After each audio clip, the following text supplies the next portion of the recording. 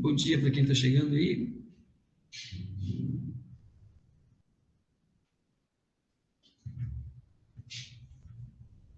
Gurizada, nosso papo de hoje está no teu livro 2, nós vamos voltar lá para a Física 1. Tá?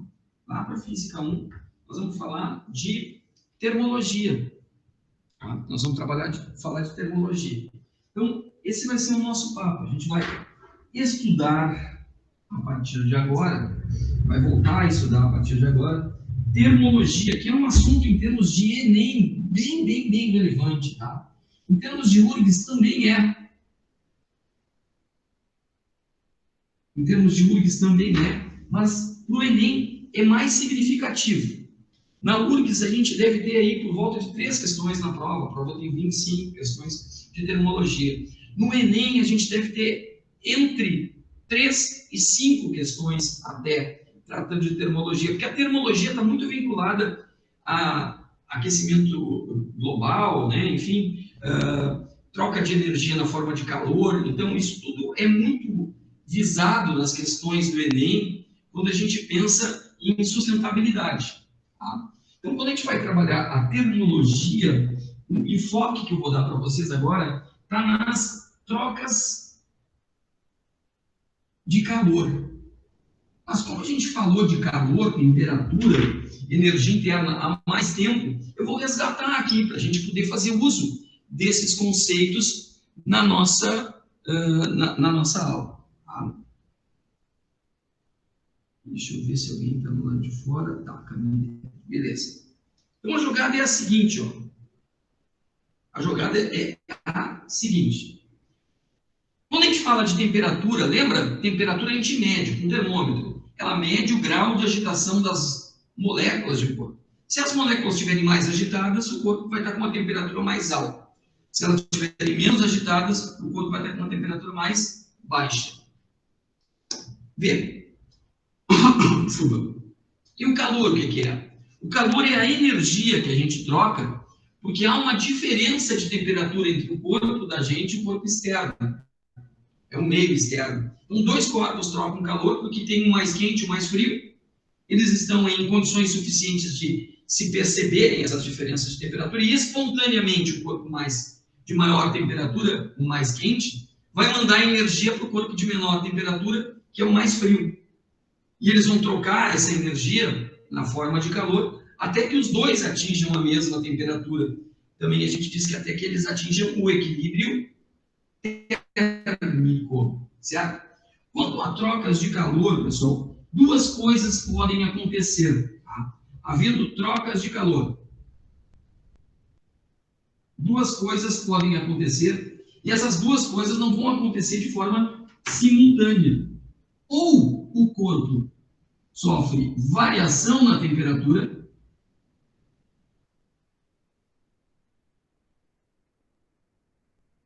ele sofre variação na temperatura, ele esquenta ou ele esfria, ou o corpo sofre uma mudança de estado físico.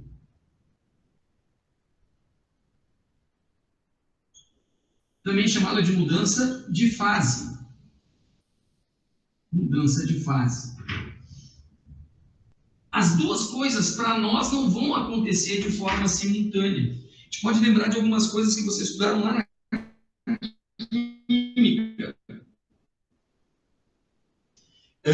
E um corpo, essa mistura está ganhando energia e está mudando de estado físico e também... Baixar um pouquinho a câmera, legal. Pessoal, obrigado por me indicar aqui. Vamos ver. Ficou bom assim? Dá para ver o quadro quase que inteiro, não? Essa folha aqui quase inteira? Tá. Se eu tiver uma... Beleza. Se eu tiver uma mistura e essa mistura receber energia, ela pode, por exemplo, sair do estado sólido e passar para o estado líquido, sofrer fusão e mudar a temperatura simultaneamente. Assim como ela também pode passar do estado líquido para o estado gasoso, variando a temperatura. E aí se classifica a mistura, eu não sei o nome das misturas, isso é papo na química. Quando eu tenho uma substância pura, toda a energia que essa substância pura recebe ou cede vai gerar na mesma uma variação na temperatura, com ela esquentando se ela está recebendo, ou com ela esfriando se ela está cedendo, ou então ela vai mudar o estado físico, vai mudar o estado de agregação das moléculas. As duas coisas não acontecem simultaneamente. Vou exemplificar. Se eu tiver água pura e ela está a menos 10 graus Celsius, tá? Ela está a menos 10 graus Celsius, se eu aquecer a água no nível do mar, a temperatura da água vai subir de menos 10 para menos 9, menos 8, menos 7, menos 6, menos 5, menos 4, menos 3, menos 2, menos 1, 0. Durante a subida dessa temperatura da água, a água não vai descongelar, o gelo vai continuar sendo gelo. Chegou no 0 graus Celsius, o que vai acontecer? Se eu fornecer mais energia para o gelo, ele vai começar a se fundir. Ele vai passar do estado sólido para o estado líquido. Vai ocorrer, então, a fusão. Durante esse processo, eu vou ter gelo a 0 graus Celsius e água líquida a 0 graus Celsius. Se eu continuar a fornecer calor, o gelo vai descongelando, descongelando, descongelando, até que todo o gelo virou líquido. A partir daí, se eu continuar a fornecer calor, a água vai ter um acréscimo na sua temperatura. A temperatura vai subindo, subindo, subindo. Se tiver energia suficiente, ela vai até os 100 graus Celsius. Sempre no estado líquido. Chegando nos 100 graus Celsius, se eu continuar a fornecer energia para a água no nível do mar, ela vai passar do estado líquido para o estado gasoso. Ela vai sofrer, então, um processo de vaporização. Vai passar, até então, o processo de vaporização, ela vai passar do estado líquido para o estado gasoso, e toda a água líquida e vapor todo o processo vai continuar a 100 graus Celsius. Só depois que todo o líquido passou para o estado de vapor, se eu continuar a fornecer calor, para essa porção total de vapor de água, é que a temperatura do vapor de água vai voltar a subir, certo? Então, durante a mudança de estado físico, a temperatura não muda. Durante a variação da temperatura, o estado físico não muda. Só um pouquinho. Jolinho, vem cá, nego, vem. Vem aqui, me vem. Vem cá, para de latir. Vem, meu carinho. Fica aí. Isso. Fica aí. Fica.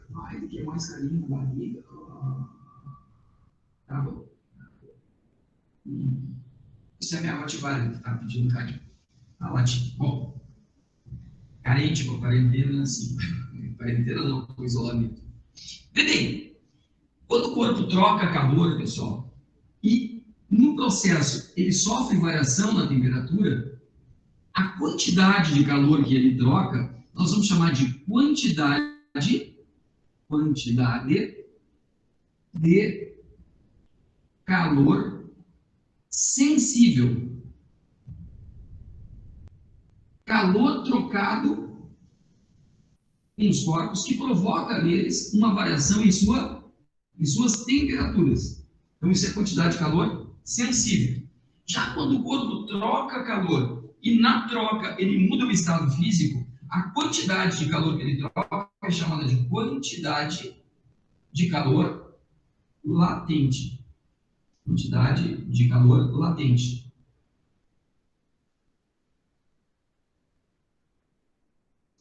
E eu vou apelidar de QL.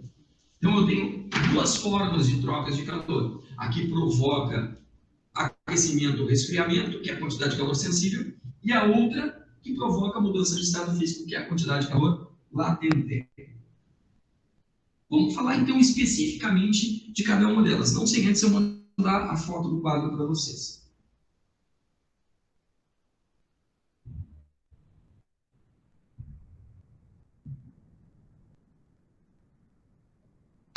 Está indo aí o quadro 1, então.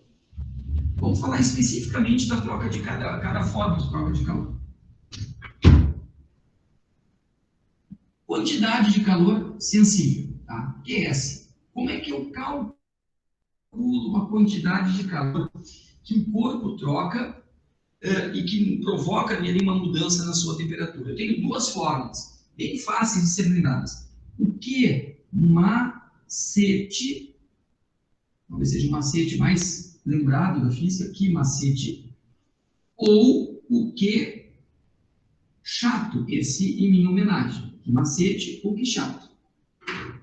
Quem é o quê? O que é a energia? Energia no Sistema Internacional de Unidades é dada em Joule, S. A massa é o M. O Sistema Internacional de Unidades é dado em quilogramas. E a variação na temperatura, ΔT, do Sistema Internacional, vai ser dada em Kelvin. Bom, aqui o que é o mesmo, né? O sensível, o ΔT é o mesmo. Agora, de forma usual, e na calorimetria, pessoal, a gente usa muito a forma usual. De forma usual, a quantidade de calor trocada, a energia é dada em caloria ou quilocaloria, que são diferentes, né? 1 quilocaloria equivale a 1000 calorias. A massa do sistema usual é dada em gramas e a variação na temperatura é dada em graus Celsius. Então, 1 quilograma equivale a 1000 gramas. Então, aí eu não tenho problema. E quando eu tenho uma variação de temperatura de 1 grau Celsius, ela é igual à variação na temperatura em Kelvin. Vai dar 1 Kelvin de variação. Então, na variação da temperatura, eu não tenho problema na transformação da unidade. O problema é que eu não falei ainda para ti do que é o Czinho do que macete. Ou o Czão do que chato. Então, a gente vai gastar um tempinho aqui agora. O que é o Czinho? O Czinho é chamado de calor específico. O nome dele, calor específico. É um valor de tabela, então tu não tens que sabê-lo de cor. É um valor de tabela. Tu podes precisar calculá-lo em função das informações que tu tens no teste, ou tu podes precisar do valor da tabela para resolver o que ele está pedindo naquela forma. Tá? Bom, ele vai contar para nós de uma forma muito prática. Vamos supor que eu tenha 1 quilograma de ferro e 1 quilograma de gelo. Será que eu tenho que fornecer exatamente a mesma quantidade de energia para o quilograma de ferro e para o quilograma de gelo, para que ambos sofram a mesma variação na temperatura? Certamente não. O grupo de átomos, as moléculas que estão constituindo a água, o grupo de átomos que estão constituindo a barra de ferro, vão reagir diferente com as trocas de calor. E quem vai identificar isso para nós é o calor específico. Como é que eu vou saber quem é o calor específico? Que é um valor de tabela. Eu vou pegar o quimacete aqui, ó, e vou isolar o Czinho. Então, eu vou ficar com o Q, que é o calor sensível, e vou dividir pelo mΔT. E aqui eu tenho a especificação do que é o calor específico. Ele conta para nós qual é a quantidade de calor que cada grama ou quilograma de substância precisa para a temperatura aumentar ou diminuir de 1 grau Celsius. Então, o calor específico, que é um valor de tabela, é uma característica da substância. Cada substância tem o seu calor específico, por causa das moléculas que a constituem. Ele vai contar para nós quanto de energia cada grama ou quilograma de substância precisa para a temperatura aumentar ou diminuir em 1 grau Celsius. Então, vamos pensar assim, ó, com exemplos, tá? Exemplo. O calor específico da água é 1 caloria, vou usar o usual, tá? Caloria por grama grau Celsius. O que isso quer dizer? E se eu tiver aqui, ó, se eu tiver aqui assim, 1 grama de água em estado líquido.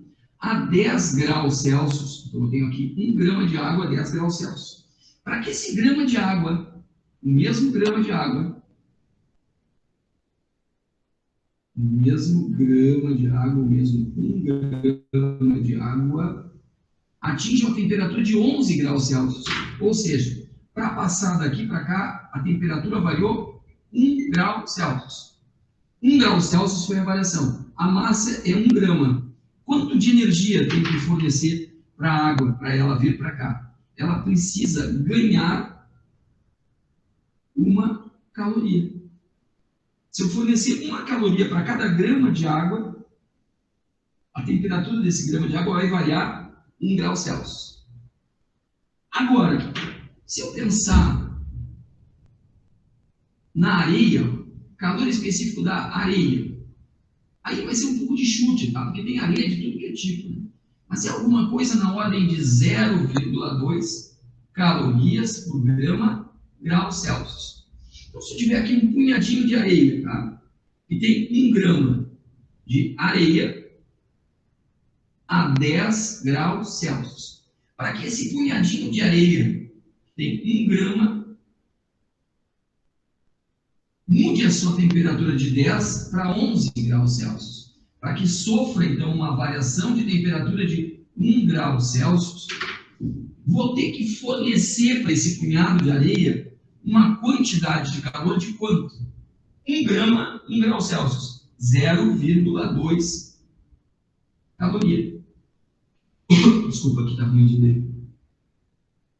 0,2 caloria.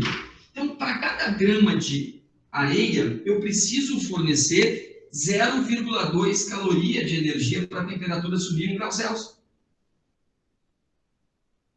Na água, para cada grama, eu preciso fornecer 1 caloria. Então, veja, se eu fornecer a mesma quantidade, eu botei um acento na areia, não sei porquê, né? Mas enfim. Se eu fornecer a mesma quantidade de energia para a água e para a areia, qual das duas vai esquentar mais? A água ou a areia? Eu estou fornecendo a mesma quantidade de energia para as mesmas quantidades de água e de areia.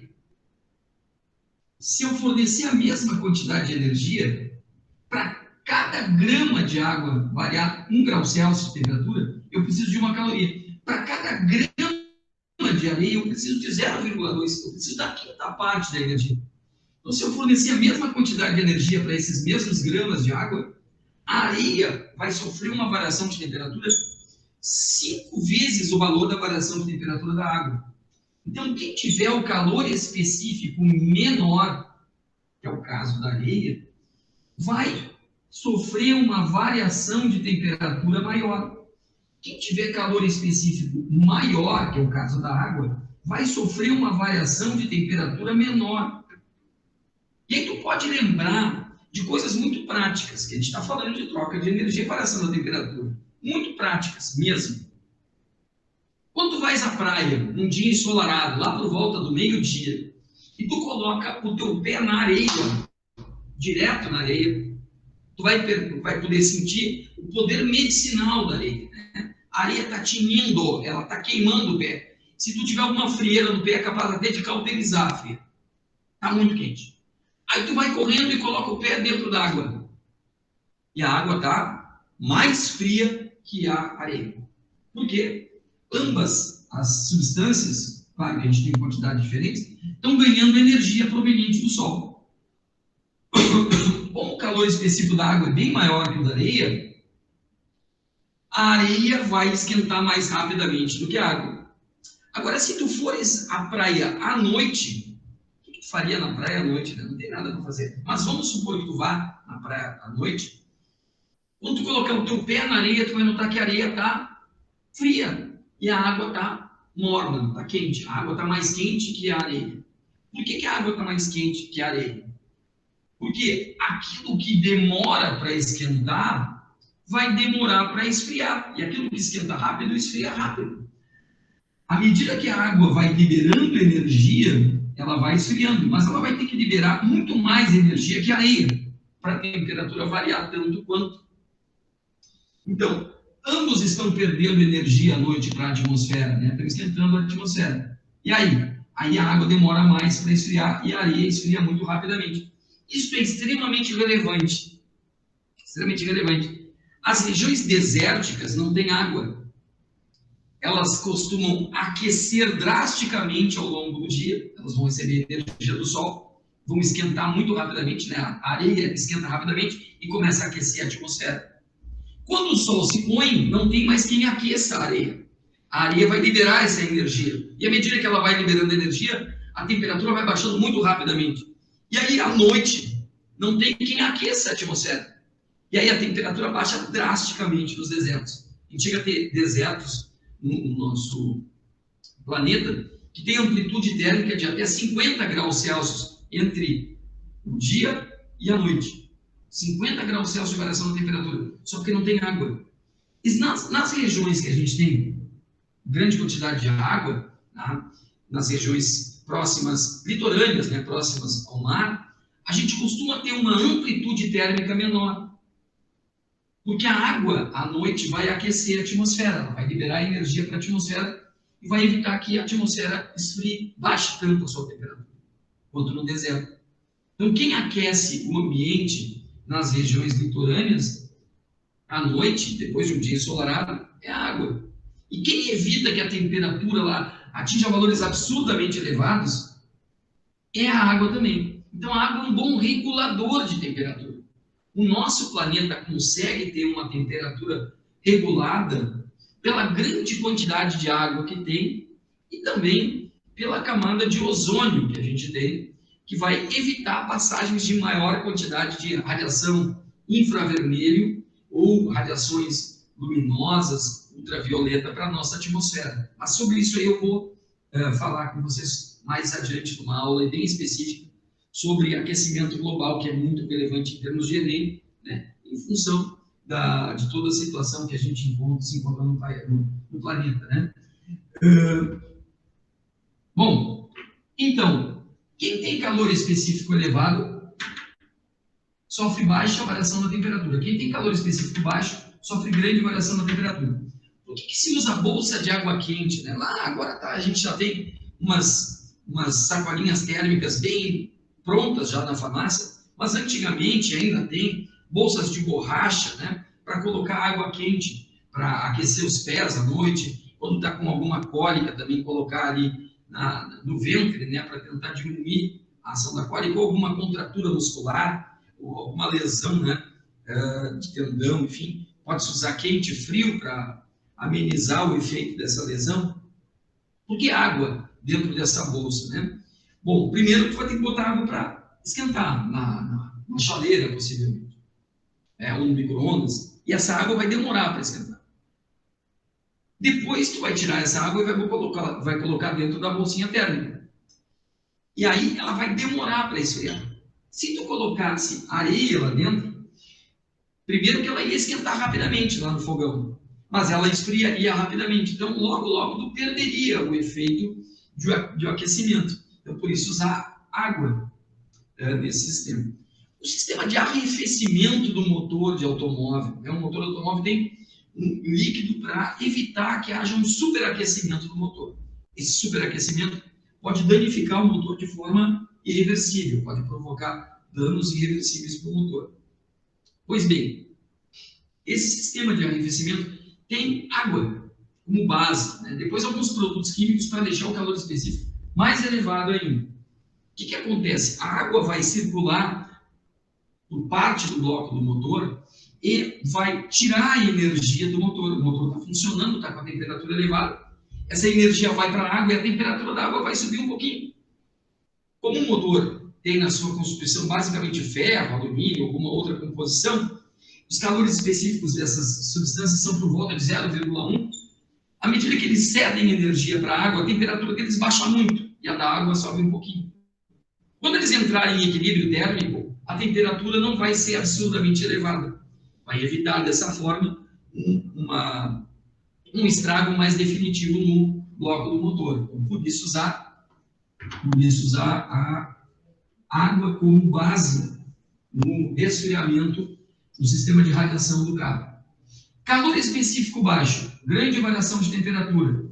Precisa de muita energia para a temperatura variar. Desculpa. Calor específico baixo precisa de pouca energia para a temperatura variar. Pouca energia para a temperatura variar. Calor específico alto é a água. Para a temperatura variar, eu preciso de muita energia, muito calor. Tá? Tu pode observar isso aqui, ó. O calor específico e o calor diretamente proporcionais. Calor específico e temperatura inversamente proporcionais. O que é o calor específico, então? É a quantidade de calor que cada grama ou quilograma de substância precisa para a temperatura variar. Mais uma informação relevante para nós. Esse calor específico depende do estado físico da substância. Esse calor específico depende do estado físico da substância. Tá? Muda o estado físico, vai mudar o calor específico. É um valor de tabela. Para ter um exemplo aí, o gelo tem calor específico na ordem de 0,5 calorias por grama grau Celsius. A água líquida, 1 caloria por grama grau Celsius. E o vapor da água por volta de 0,48 calorias por grama grau Celsius. Bom, vou mandar essa foto aqui para vocês. Vou mandar essa foto para vocês aqui no nosso quadro 2.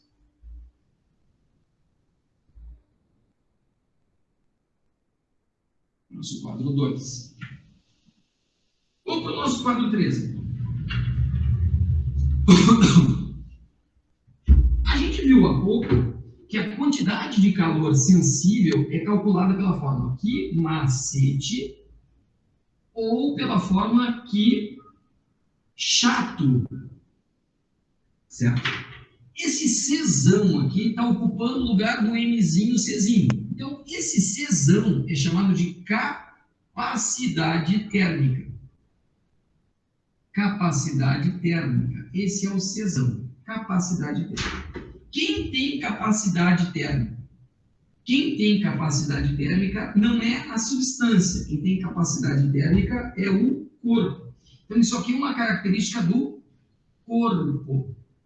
Bem, mas a capacidade térmica, que é uma característica do corpo, depende de quem? Está aqui, ó. Quem é a capacidade térmica? É o MC. Depende da massa que constitui esse corpo e da substância que constitui esse corpo. Se na composição do corpo eu tiver bastante água, esse corpo deve ter uma capacidade térmica grande. Se na composição do corpo tiver areia, esse corpo deve ter uma capacidade térmica pequena. Mas eu ainda pego o conceito da capacidade térmica por aqui, ó. Isola o Czão lá no Quichato. O Czão é a quantidade de calor trocada que provoca no corpo uma variação de temperatura de 1 grau Celsius ou de 1 Kelvin. Vou pegar aqui um exemplo. Vamos supor, que agora é suposição mesmo, que a capacidade térmica de uma garrafa com água seja igual a 80 calorias por grau Celsius. O que vai acontecer, então? Eu tenho uma garrafa, esta garrafa pode ser uma garrafa térmica, né? Tem água no seu interior, certo? Vamos supor que ela está numa temperatura inicial de 10 graus Celsius. Para que a temperatura passe para 11 graus Celsius, eu preciso fornecer para cada grau Celsius que a temperatura varia, para passar de 10 para 11, eu vou precisar fornecer uma quantidade de 80 calorias de energia. Uma capacidade térmica é uma característica do corpo. Conta para mim quanto de energia esse corpo precisa trocar para que a sua temperatura aumente ou diminua em 1 grau Celsius ou em 1 Kelvin. Então, se essa garrafa térmica com água tem uma capacidade térmica de 80 calorias por grau Celsius, para aumentar 1 grau Celsius na temperatura da garrafa com água, eu preciso dar 80 calorias para ela. Para diminuir, eu tenho que tirar essas 80 calorias. Certo? Então, eu tenho que saber diferenciar o calor específico, que é da substância, que é para cada grama de substância, da capacidade térmica. Vamos pensar ainda um pouquinho mais. Se o corpo tem uma capacidade térmica grande, ele vai precisar trocar muito calor para a temperatura variar. Se o corpo tem uma capacidade térmica pequena, ele vai precisar trocar pouco calor para sua temperatura variar. Se a capacidade térmica do corpo é grande, a temperatura dele tende a variar pouco. Se a capacidade térmica do corpo é pequena, a temperatura do corpo tende a variar muito. Eles são inversamente proporcionais aqui, ó. E aí tu pode pensar de uma forma muito prática e não de uma forma matemática. Se tu fores aquecer água numa chaleira, vamos supor que tu tenhas 2 bicos de fogão idênticos que te dão a mesma quantidade de energia. 2 bicos de fogão que te dão a mesma quantidade de energia por segundo, por minuto. Tá? Tu queres aquecer água, 2 chaleiras idênticas. Numa tu tem água cheia, está cheia de água. Tem água até os gargumilhos. Na outra, tu tem pouca água. Onde é que a água vai esquentar mais rapidamente? Na chaleira que tem pouca água ou na chaleira que tem muita água? A chaleira que tiver pouca água vai esquentar mais rapidamente. A que tiver muita água vai demorar mais para esquentar. Isso é óbvio, né? Quanto mais água tu coloca na chaleira, mais tempo tu vai ter que esperar para ela aquecer. Quanto menos água, mais rapidamente ela vai aquecer. Então, se o corpo tem capacidade térmica grande, ele vai ter massa grande. Se o corpo tem capacidade térmica pequena, ele vai ter massa pequena.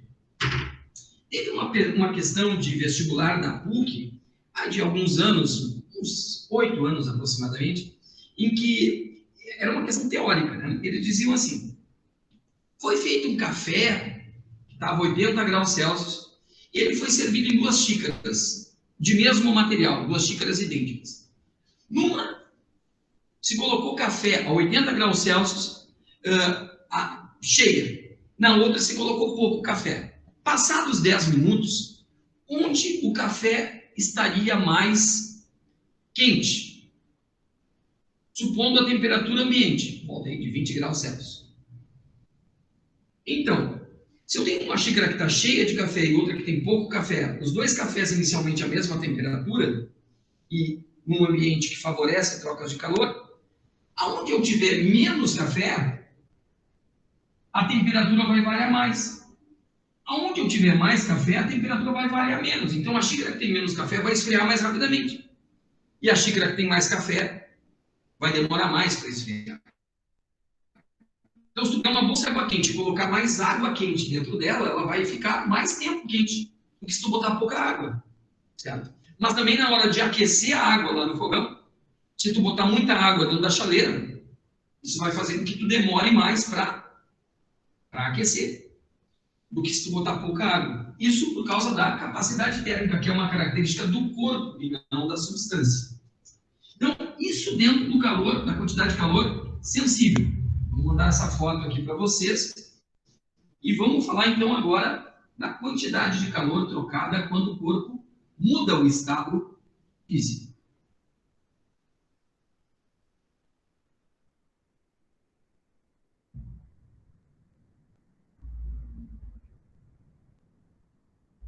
Isso está no 324, mas enfim, vai lá.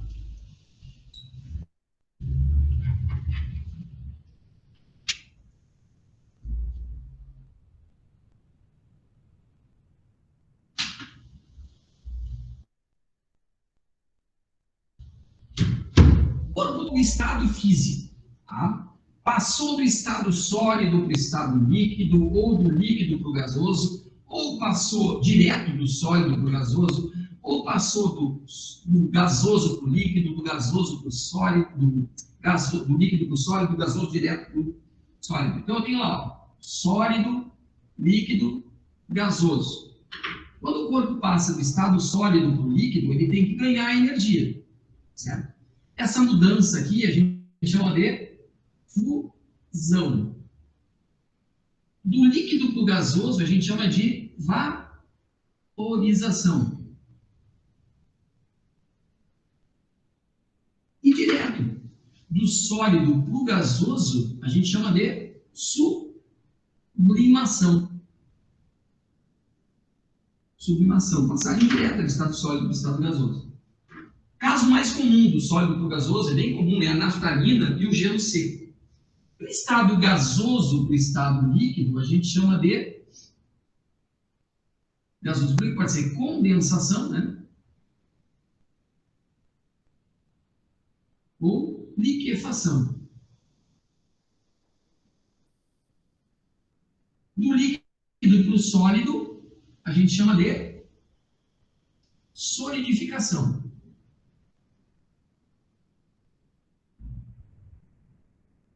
E pode ser direto, do gasoso para o sólido, a gente vai chamar de sublimação.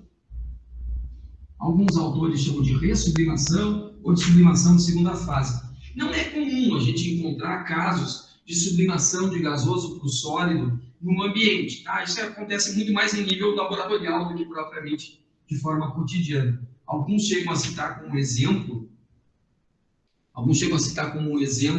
a produção, a ocorrência de neve, o granizo, né? Mas não é mesmo. Bom, esses processos de mudança de estado físico acontecem quando há trocas de calor ou variação na pressão. A gente está falando de trocas de calor. Então, a quantidade de calor trocada, aqui a gente chamou de quantidade de calor latente. Quantidade, estava lá no quadro 1, quantidade de calor latente. É a quantidade de calor que é trocada que não provoca no corpo variação na temperatura. Como é que eu calculo essa quantidade de calor latente? Muito fácil de lembrar da fórmula. Que moleza. Homenagem ao Giba, né? Que moleza, que mole. Aí. Né? O Giba é um cara que ensina a química de uma forma muito fácil. A química fica fácil, então, homenagem ao Giba, que mole. Que é energia. Sistema Internacional de Unidades. Joule. M é massa. Quilogramas. Usual. Que é energia. Caloria ou quilocaloria. Massa, quilograma, grama, né? Usual é grama. Bom, o que é o L que está aqui, né? O que é o Lzão? Então, quem é o Lzão?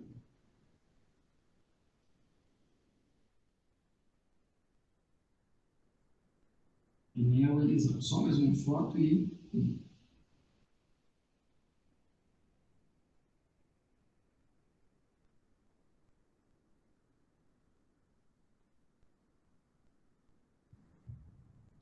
Quem é o Lzão? O Lzão, pessoal, o Lzão é chamado de calor latente. Calor latente. Calor latente. Ele é um valor de tabela. É um valor de tabela, todo mundo tem que saber de cor. É uma característica da substância e depende da mudança de estado, de fase,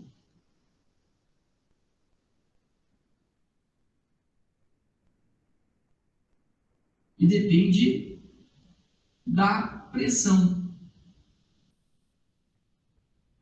Depende da mudança de fase, da mudança de estado e da pressão. Como é que eu vou descobrir quem é o L? Quem é o L? Que é o valor de tabela. Eu tenho uma fórmula lá, que mole, que moleza, certo? Isola o L. É o Q sobre L. O que ele vai contar para nós? Quanto de energia cada grama ou quilograma de substância precisa trocar para mudar o estado físico? Então, vou te dar um exemplo aqui, o L de fusão, do gelo.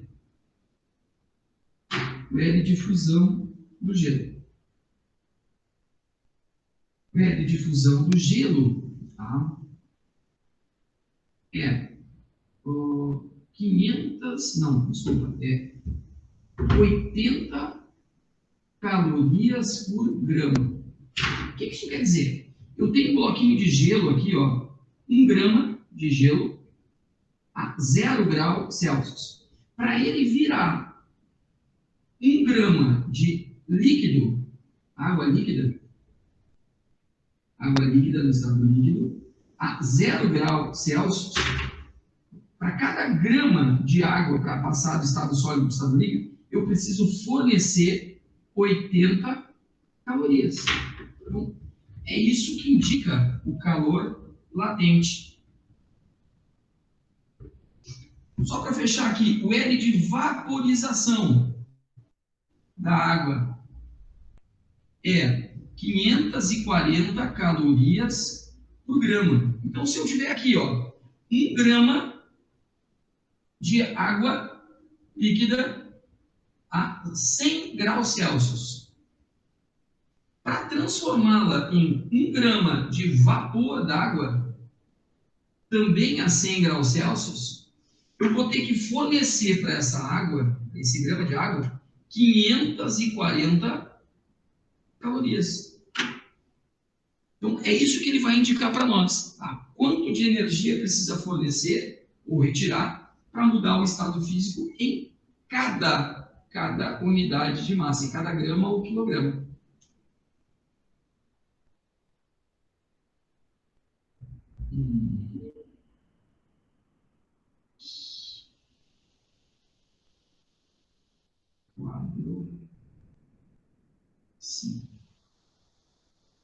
Então tá, pessoal.